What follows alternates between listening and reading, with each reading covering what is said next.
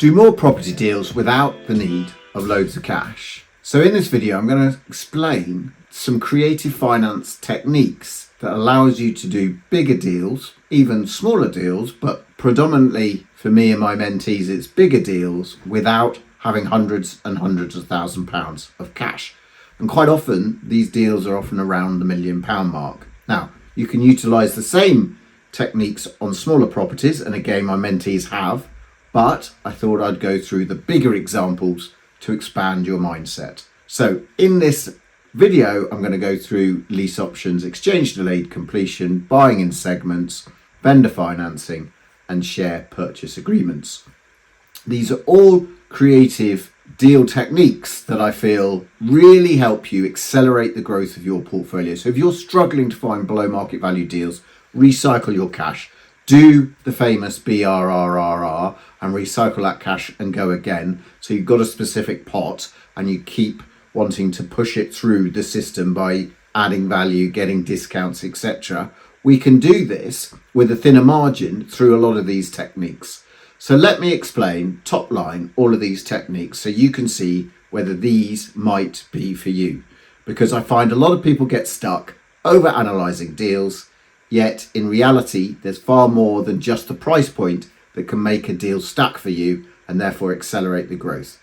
You can do £1 million deals and therefore really accelerate your growth, get £50 grand a year income out of these deals, and therefore take one deal or maybe two deals to actually leave your job. So therefore, this is a really, really good way of accelerating your growth. So let's start off with the simplest and probably most well-known creative deal strategy, which is a purchase option, or for some people it's purchase lease option. Now, purchase options have been around a long time and a lot of developers do them because what they do is they get a piece of land, they secure like an option on it. They don't want to buy it because it might not have planning to do what they want to do, so it would be useless buying and taking a punt on it.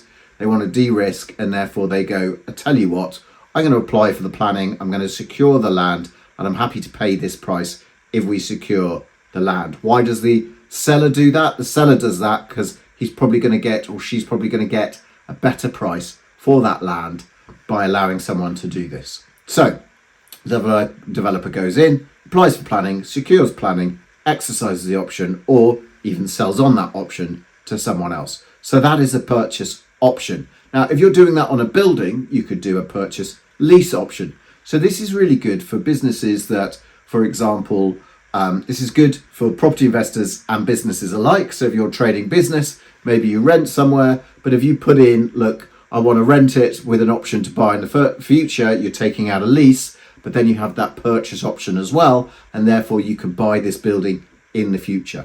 Now, the reason we might do this as a property investor is we might secure a price today, the property market goes up, and then we can execute the option when the value has actually increased. And maybe someone has a high amount of debt against that property, so can't sell today at a discount, doesn't work for you today at that price, but in the future it might. And especially if you're going to make some money out of the lease in the interim, it could work. So these are the things that you might use a purchase lease option. But to me, there is a downside as a seller. So if I was selling, I'd be unlikely to do a purchase lease option. There might be scenarios where I could do or want to do it, but I think there's less opportunities than with another mechanism that's very similar, but an exchange delayed completion, which is similar, and sometimes you can take a lease in that too. The difference between the two, in my view, is obviously you're tying up both sides. Now, if the property's gone up in value a lot from when you agreed the purchase lease option and try to execute, then the seller might cry wolf. And if you don't have the right contracts, which after 5 years, it's only then you'll find out, or 10 years. Now, purchase lease options may be good for like really long delay between, taking control of the property and executing. Exchange delayed completion are normally a bit shorter, but one of my mentees has done a 10-year deal, so it doesn't mean that you can't. But I would go there for exchange delayed completion, certainty for the seller, certainty for the buyer, take control, collect the rent, use that sum as a deposit, add some value, increase the value, and again, complete on open market value as opposed to purchase price if it's longer than 6 months away. So that is another mechanism. I've done £1 million deals like this. My mentees have done £1 million deals like this. So I'll talk you through one of my mentees, put down £1. It was a £3 million block, 10 years until completion, is now operating the building and making over £100,000 a year out of this building after paying off the vendor, etc., with the lease fees and everything like that. So fantastic deal that was.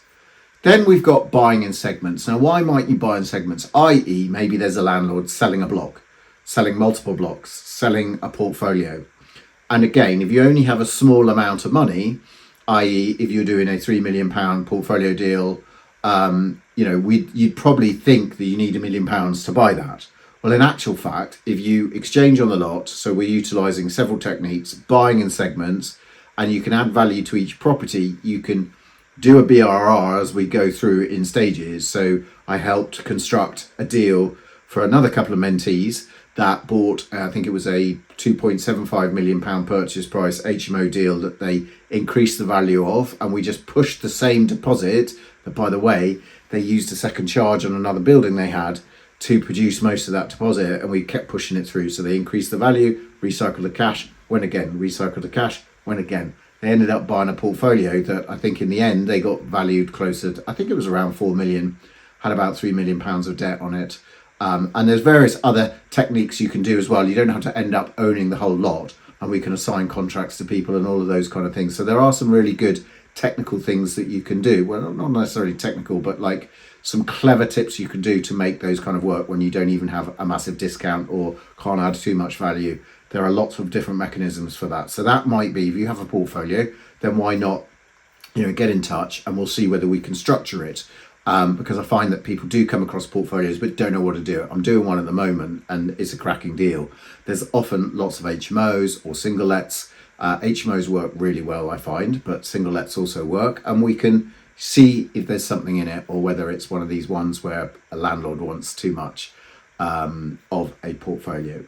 Then, so once we've got the segments, we're recycling the deposits. And if you're doing this on a bigger building, so we can do this as well on mixed use buildings, title split the building, and utilize, different types of finance for different parts of the building. So again, I find mixed use buildings work really well. So if you're considering what you're looking at as a good value mixed use building with a high yield, again, get in contact and we can see whether we can structure that. So the other one, which is less known, you might hear it bandied around in the networking circles of property investors, is vendor finance. And people say, I can get a loan for them. Now, we have to do this depending on whether you're using bank finance in conjunction with vendor finance as well. But essentially, the vendor is lending you the money. Now, the best form of vendor finance, in my view, the vendor is to be unencumbered. And you go, surely there aren't many people out there that are unencumbered. Well, there's far more out there than you think. And quite often, a lot of these deals, creative finance deals, happen with retiring landlords. They're business people. They've owned the property for a while. They might be unencumbered. Back in the day, 20 years ago, they were taking out finance, especially on these bigger blocks or mixed-use buildings. Then they were probably taking a repayment mortgage because that's what was around, commercial mortgages that needed to be repaid. So they might have zero borrowing against it. So therefore, they can lend you the money to buy. And obviously it can be higher than 75% loan to value. You can set the price and then they lend it to you. So the transaction technically goes through as they've sold and you've bought, but essentially they're now the mortgage provider to you, which you can then add some value. You can then start collecting the rent. You can do whatever you want and maybe start paying that down over time and then eventually refinance. There are other mechanisms of vendor finance too, but I'm not going to go into that today.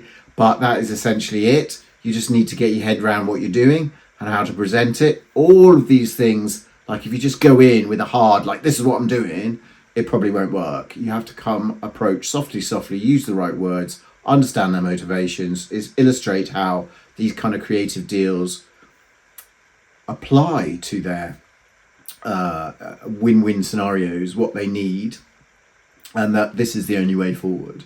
So that works as well. And then finally, What you've also got these days is portfolios in companies, and there are various mechanisms that you can utilize as well with that kind of format, and various advantages to both sides by selling the shares as opposed to actually physically buying the properties. The properties, if you bought, are like an asset sale. You're selling the properties out of the company into your new company. A share purchase agreement is where you're actually purchasing the shares of the portfolio. So technically, the properties aren't changing ownership. It is the company that's changing ownership. So the company still remains owning of the company. So there is no property stamp duty to pay. There's share stamp duty to pay. So there is a big saving there. And potentially, if the change of ownership doesn't happen, there doesn't necessarily need to be a change of finance. You might need to tell the bank that there is a change of company ownership, but there doesn't need to be necessarily. And technically, you're not getting purchase finance. You're getting, within the company, a refinance. So there are some techniques and stuff that you can do, but that is another creative technique that again allows you not to have huge amounts of cash, depending on the situation, and you're buying the whole entity. Now, there are some downsides with that as well as the upsides, and there are some savings and there are some extra costs as well. And some banks don't really like it. So you need to understand all of those nuances to do a deal like this, but there are more and more opportunities I'm finding within the marketplace that are doing that. So all of these techniques don't necessarily need the 25% deposit, or if you're using bridging, where a lot of these kind of deals that you would do in the past would have required, which means you need another 10% deposit as well, because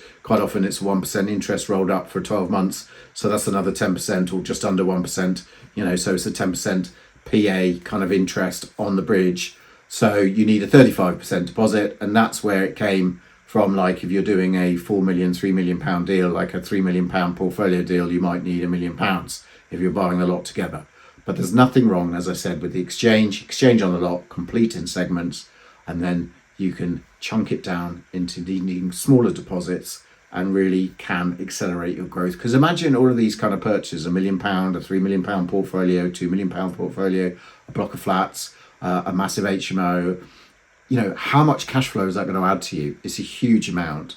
Now, if you want to know more about all of these techniques, then I do from time to time run events. So do have a look at coming along to one of my events. The link will be in the bio. I think I've got one event. I've certainly got an event coming up very, very shortly. So look at the link in the bio and book a ticket. The tickets are very cheap. And we go into more detail, run through live examples of my examples, my mentees' examples, so you can see actual stuff that's taken place. I'm not just talking theory. I haven't just learnt this. In fact, I change underwriting policy in some of the banks to allow me to do more of these types of things. And I'm constantly working with banks along with my broker. And that's why me and my broker run this event to help explain what to do. Just don't go out and do it without actually having a proper understanding, because I find a lot of mistakes suddenly happen when people take a little bit of information and apply it without the full knowledge, and then they put themselves into a horrible position. So don't forget, these do come with some risks. Yes, you need less money, but you just need to execute them in a powerful and effective way, which I've mastered over time working with banks, a broker who knows and understands this stuff. And if you try and get that wrong, lawyers, brokers, banks will say no to you. And if you've exchanged and then try and complete, having picked up from this video, not understanding the full process, you will have problems. So make sure you do it right. I don't want to just suddenly lead you down the garden path, but they are really effective tools once you've understood them to have as part of your portfolio of expanding your property portfolio. And it works on commercial, it works on residential, it works on mixed use buildings, it works on so many different types of properties. And I have done and looked at all sorts of deals utilizing these techniques, and I find it is very, very effective. So as I said, don't forget to give me a follow for more knowledge around how to expand your portfolio quickly. I will be doing weekly videos, so it'll be really great to subscribe and comment. Go to the link below. If you do have a portfolio deal, there'll also be a book a call link. Come along and book a call, and we could go through your portfolio and I can analyze it and see whether there's an opportunity or tell you're barking up the wrong tree pretty quickly. So thanks for listening in, and get out there and find those portfolios and blocks of flats and come and have a chat.